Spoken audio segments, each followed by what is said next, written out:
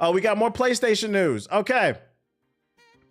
Speaking of PS4 peons, all PS4 niggas come to the front.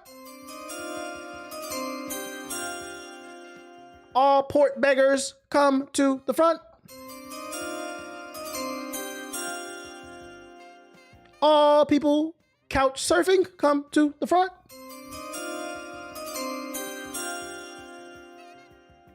The official PlayStation account has announced, the PlayStation UK account. I don't know if this is coming to the US. It's in the UK for sure. They announced, join your friends on the PS5 with their new Flex program, which is ironic because what we're talking about is not a flex. You can now lease a PS5 digital edition console starting at $10 or £10 per month for a limited time only. Now, why is this not a flex? Well, if you look into the program, they offer like 3 or 4 different options based off of the size of the hard drive. And then also how long you rent it. I believe there are plans for 6 months, 12 months, and 36 months. I'm here to let everybody know. I'd be the first. Yeah, because right there, that's the highest one based on the 36-month lease for the PS5 edition. That we know that. I need everybody to understand this. Yes, I want the PS4 port beggars to upgrade and stop holding technology back. You guys are cavemen that wish that fire was never discovered, the wheel was never invented, we never found the light bulb, and we never invented planes or modern medicine. That being said, as much as I want the cavemen to come out the cave and learn something new, I also want you to do it right. What I'm trying to say is, it pains me to say this, but this is a trap. This is not a solution. Please be a responsible adult, because this Flex program is not like the Xbox program. Xbox for the last year has had a similar program where you could pay like $10 a month to pay off the Xbox. But the difference is that eventually when your contract is up, you will own the Xbox. Granted, you are paying more for it because you're paying interest through paying the small monthly fees, but at bare minimum, at least you will own it.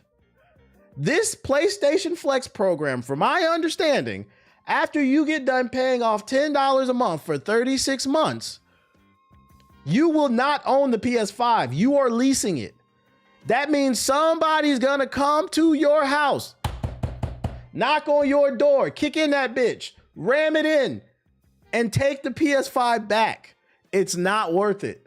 It is cheaper to just save up the money and buy it.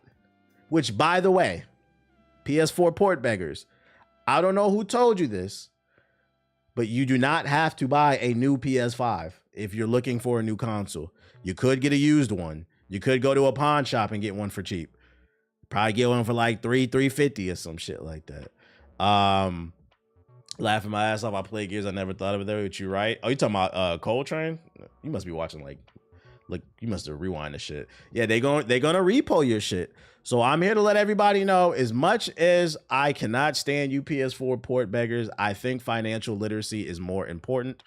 And it's funny too, because somebody, I replied to this tweet and somebody was like something along the lines, it speaks to how bad like the economy is or whatever. Yeah, here's the plans right here. So you can rent for 36 months for $10 a month.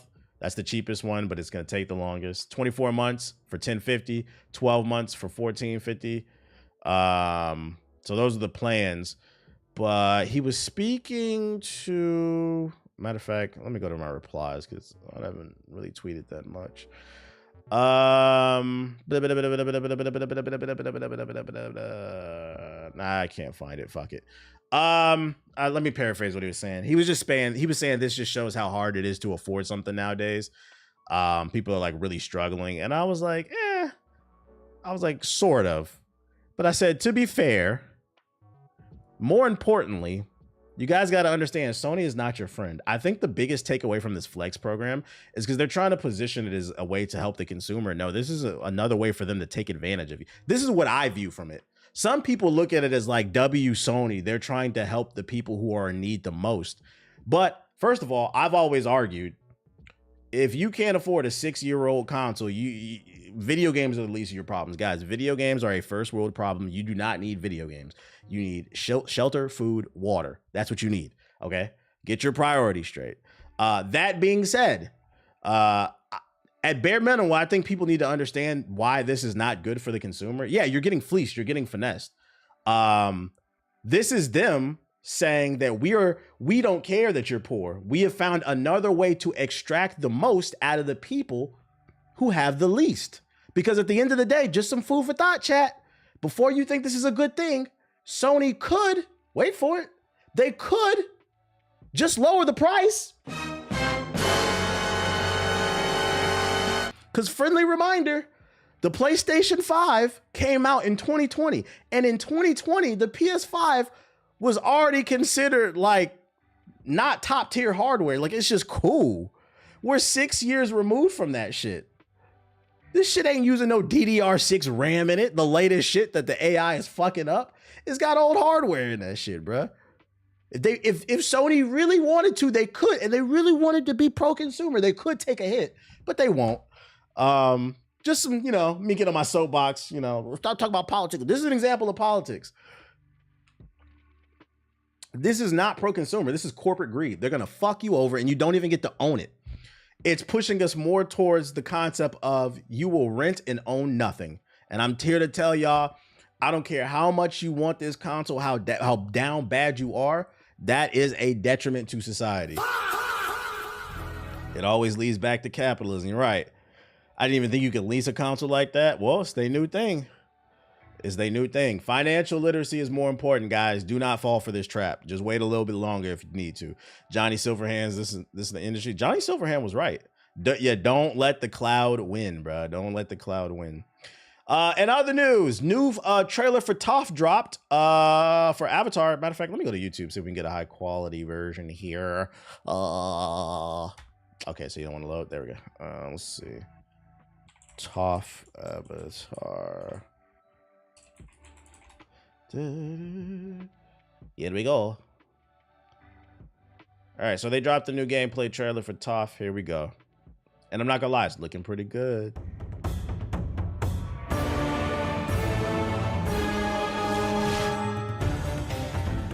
You ready for a royal butt whooping, sad boy?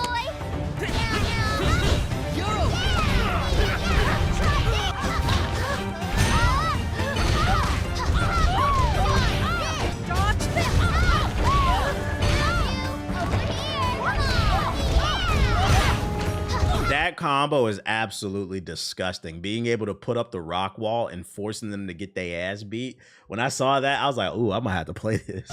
Yeah, she's a troll character. And then she has armor on her. She moves fast and has armor. Shout out to Twinkle Toes. Are you tough enough to stop the rock?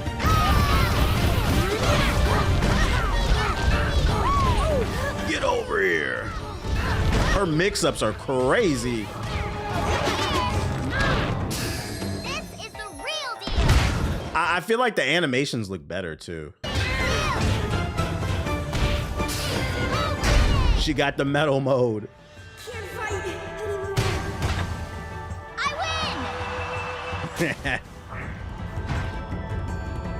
win. Lore accurate Earthbender. Lore accurate.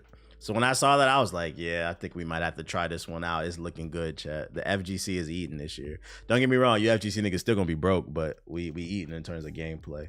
And other good news is that they're calling all airbenders across the world, all benders across the world. It's almost time for our global closed alpha playtest featuring Toph. Signups are live and will close on February the 20th. Get in now. Alpha playtesters from previous playtests are automatically included, so if you already played. If you would like to sign up, I am going to drop the link in the chat for anybody who wants it. It should appear in the Twitch and the YouTube chat. High Guard, you see how easy that was? I think Marathon announced it too. Playtest. Do a playtest. Stress your servers out. Get feedback. Nobody is above feedback, especially if you're not 100% sure. I dropped the link in the chat. Oh, and then speaking of playtests, here's another one.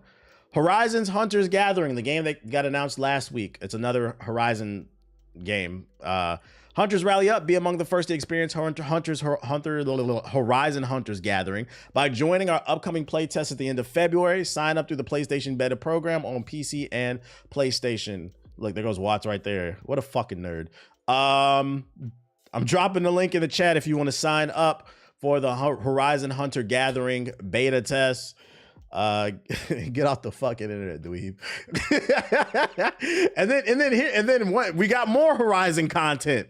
Horizon MMO might be better than expected, according to Jay Oddity. According to this new article that got translated, that's in Korean because it's a Korean developer. 16 and 30 person raids, no pay to win, no auto combat, so it's action, it's manual inputs. Monetized through battle passes and cosmetics. The beta test is coming in H1 2026. I think he meant Q1. PC and which means soon. PC and mobile console version is being discussed. He said, I initially dismissed this as another Korean mobile cash grab, but it looks like it might have some haste to it. And if you haven't seen it, it looks like Horizon Forbidden West, like multiplayer. I'm just confused because like this is another Monster Hunter style game. Like, are they not worried? Are the owners, Guerrilla Games, the owners of the Horizon IP, are they not worried that they're going to cannibalize themselves by releasing not one but two Horizon Monster Hunter games? That's a little I don't understand this business decision. As a consumer, which one am I supposed to play? Ain't there a Lego one coming soon too? The Lego game already came out. The Lego game already came out. Did I? Oh, no, there was no link for this shit. Just more details from that shit, but I was just sharing it. Look up, if you want to look and see more gameplay, look it up on YouTube. Sony wants them live service. H1 means first half typically, so before July theoretically. So maybe like a May release, maybe. It's still coming soon though. Hey, I'll try it. We'll be on it if it's free to download. Okay, let me give you a hard reality check. PS5 Pro is worth the money now. Buy PS5 Pro. I already have my PS5 Pro right now. I am on GTA 5 on my PS5 Pro. Thank you for the hard check reality. You showed me.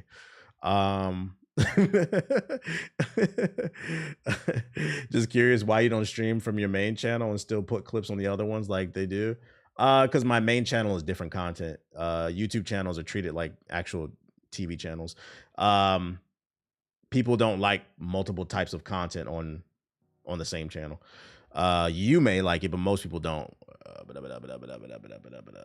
Let's see.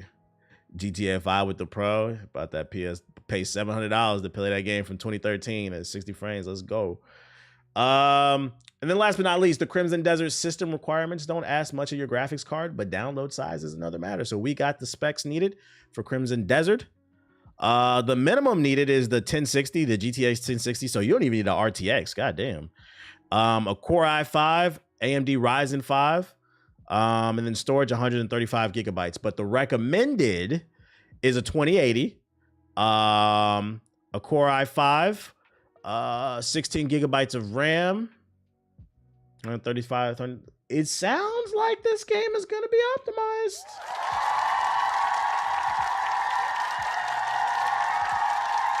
Sounded like it was going to be optimized. I was wondering that too. You have over 700,000 subscribers on the main channel. You don't upload to it, which is fine.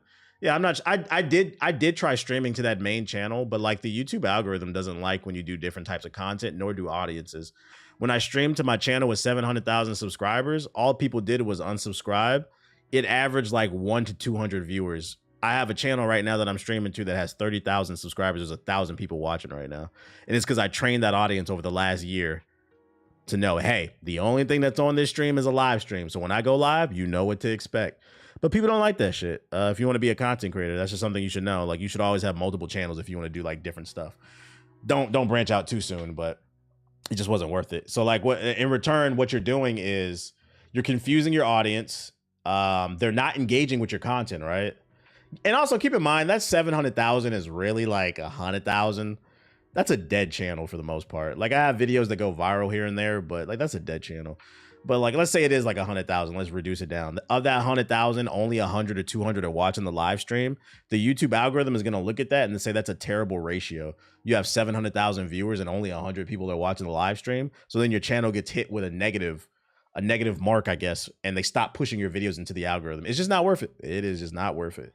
Versus just having a live stream channel, you know, people know what to expect. Hopefully, you know, no one understands. That's crazy. I never thought of it that way. It's because you're not a content creator. I know what I'm doing, chat. Been doing this shit for 18 years. Drop 5 subs in the chat. So if you ever wonder why some of your favorite content creators have multiple channels, they'll have like a gaming channel, an IRL channel. It's because it's like TV channels. You don't go to Nickelodeon to watch sports. You would be fucking confused. It's the same thing. Anyways, what else?